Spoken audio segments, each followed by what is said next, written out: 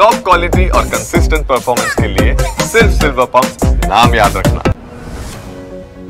ಚಿಕ್ಕಮಗಳೂರು ಜಿಲ್ಲೆಯ ಮಲೆನಾಡಿನಲ್ಲಿ ಮಳೆಯಾಗ್ತಾ ಇದ್ದು ಬಿರುಗಾಳಿ ಸಹಿತ ಧಾರಾಕಾರ ಮಳೆಯಿಂದ ಜನ ತತ್ತರಿಸೋಗಿದ್ದಾರೆ.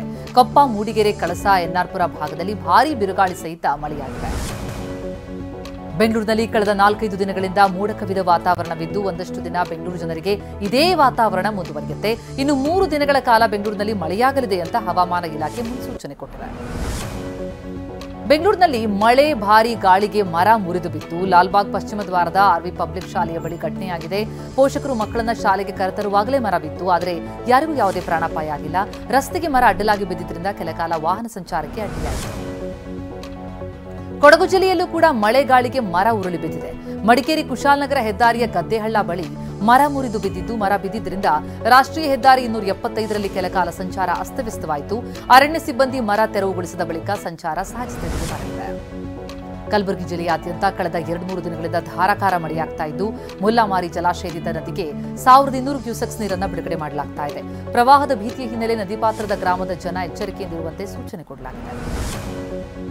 ಕಲಬುರಗಿಯ ಚಿಂಚೋಳಿ ಸೇಡಂನಲ್ಲಿ ಸುರಿತಾ ಇರುವಂತಹ ಮಳೆಯಿಂದ ರೈತರು ಆತಂಕಕ್ಕೊಳಗಾಗಿದ್ದಾರೆ. 100 ಎಕರೆ ಪ್ರದೇಶದಲ್ಲಿ ಬೆಳೆದಿರುವಂತಹ ತೊಗರಿ ಬೆಳೆ ನಾಶವಾಗುವ ಭೀತಿಯಲ್ಲಿದ್ದಾರೆ. ಜಮೀನಿನಲ್ಲಿ ನೀರು ತುಂಬಿರೋದ್ರಿಂದಾಗಿ ಬೆಳೆ ಕಳೆದುಕೊಳ್ಳುವ ಆತಂಕದಲ್ಲಿದ್ದಾರೆ. ರಾಯಚೂರು ಜಿಲ್ಲೆಯಲ್ಲಿ ಯೂರಿಯಾ ಗೊಬ್ಬರಕ್ಕಾಗಿ ರೈತರು ಪರದಾಟ ಮಾಡ್ತಾ ಇರುವುದು ಮುಂದುವರೆದಿದೆ. ಗೊಬ್ಬರ ಸಿಗದೆ ರೈತರು ಅಲೆದು ಸುಸ್ತಾಗಿದ್ದು, ಉತ್ತಮ ಮಳೆಯಾದರೂ ಗೊಬ್ಬರ ಸಿಗದೆ ಕೃಷಿ ಚಟುವಟಿಕೆ ಮಾಡದ ಪರಿಸ್ಥಿತಿ ನಿರ್ಮಾಣ ಆಗಿದೆ. ಅಧಿಕಾರಿಗಳು, ಕೃಷಿ ಅಧಿಕಾರಿಗಳ ವಿರುದ್ಧ ರೈತರು ಹಿಡಿಶಾಪ ಹಾಕ್ತಿದ್ದಾರೆ.